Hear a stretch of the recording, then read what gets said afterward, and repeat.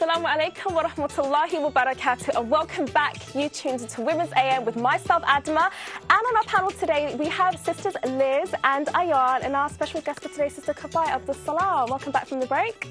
MashaAllah, we had a very interesting sort of banter there, and also look at the news articles, MashaAllah. Sister Kafaya, thank you for joining us on the panel today. You're from Ummuka, which is a special project that you've set up under Niche Hero. That's and right. Alhamdulillah, you've joined us today to talk about motherhood, and you've got a project that you've started up called the Institute of Motherhood. So can you tell us a little bit about that? I started that up about a couple of months ago. It's called the the Institute of Motherhood. And the reason for this is because when I go around giving talks, I get lots of sisters asking about being a single parent, and they're divorced, and there is no forum or outlet where they could go and speak to sisters who are having similar problems. And I just think it's a segment of the society that's not being taken care of. And they feel ashamed sometimes because they'll feel judged. If you've been married 3 times, people will be looking at you thinking, oh, what's wrong with that woman? And so it's and I just think we need to start sharing that and bringing them into a forum where, we can show some empathy, passion, and show that, no, it's all right where you are, and then we can get through this. Because, I've been through struggles before, so it's just about helping the women within our community. Absolutely, and it's absolutely true. There's no kind of outlet, and we should be there to kind of support each other and help each other. And I understand, on top of that, you're a busy lady, mashallah, and you've got other upcoming projects that you're working on as well. Yes, at the moment, I'm just writing my first product, and it's on motherhood, and it's 5 modules, and it's just about how you discover yourself, what are your values and beliefs, and how can you pass this on to your children. That's so useful, and it's just about becoming an excellent mum. But and following based on the Islam, obviously.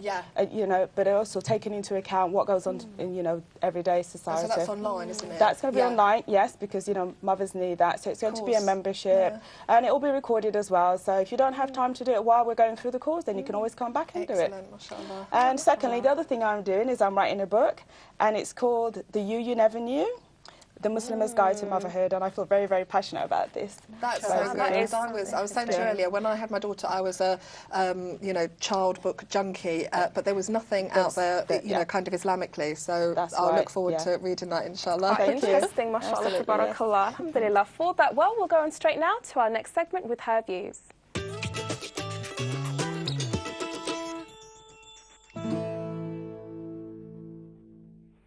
The first few days and even months of motherhood can be quite daunting. Routines are changed, relationships shift, and often the inexperience can all add up to a stressful time, while at the same time being told that it should be the most wonderful time of your life.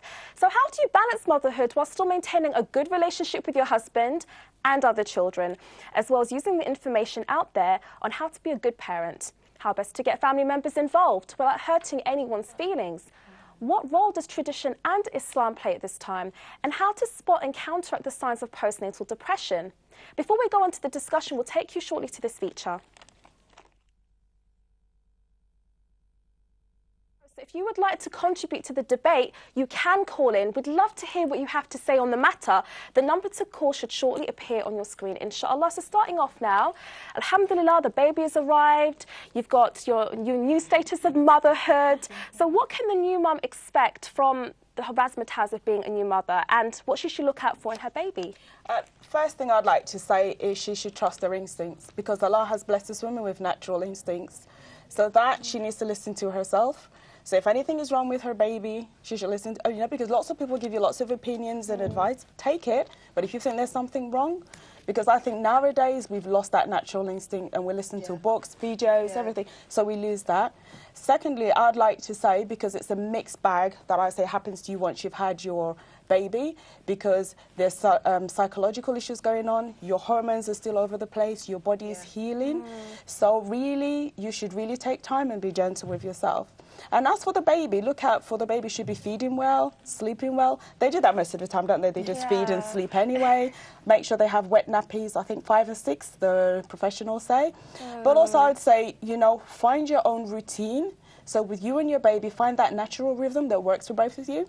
So you start watching your baby's patterns, sleep patterns, eating habit, patterns, and then you would establish that routine where you will both be connected, and then you find what works for both of you.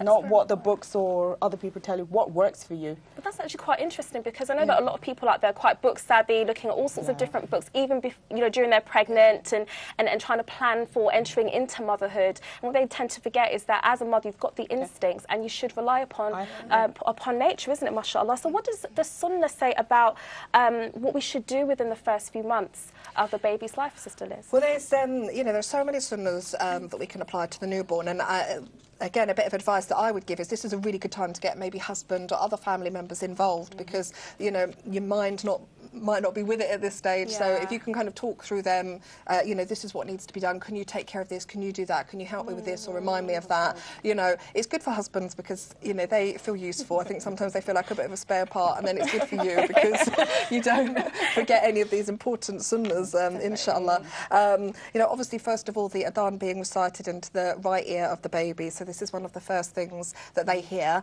Again, maybe sort of discussing with your midwife that you're going to do this, so that you don't get lots of the, oh, it's a girl, oh, it's a boy, or whatever, and lots of chat around that, so you can have, a bit of quiet before you do the adhan, inshallah. Then also if you can chew just a little bit of the date or something sweet and rub it into into your baby's mouth, inshallah. Shaving of the hair of the newborn, and the sunnah is to give the weight in silver to charity.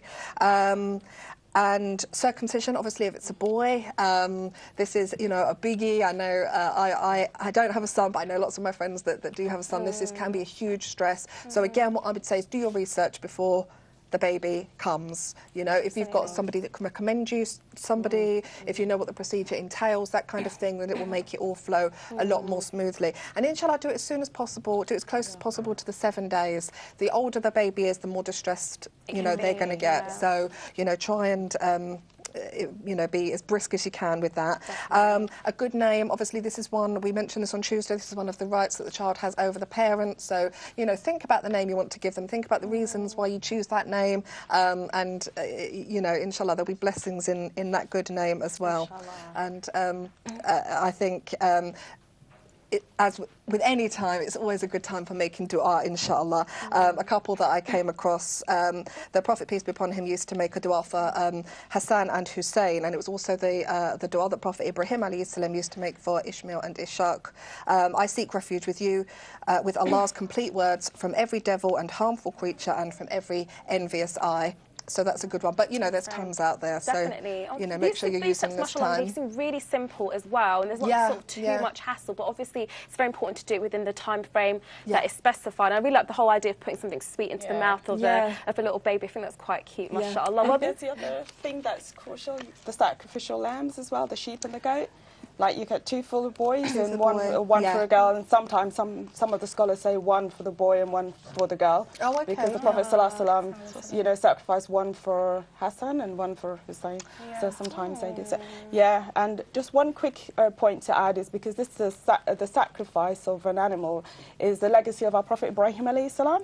So to me, it feels like this is initiating the child upon the path of Tawheed. Absolutely. That's a very good point, and that's really, really important to sort of establish that from the very beginning. Well, this is a live show, so if you'd like to be able to call in, and if you're a new mum and you'd like to give your own experiences, do call in. We'd love to hear your questions and your comments. The number should be on the screen right now.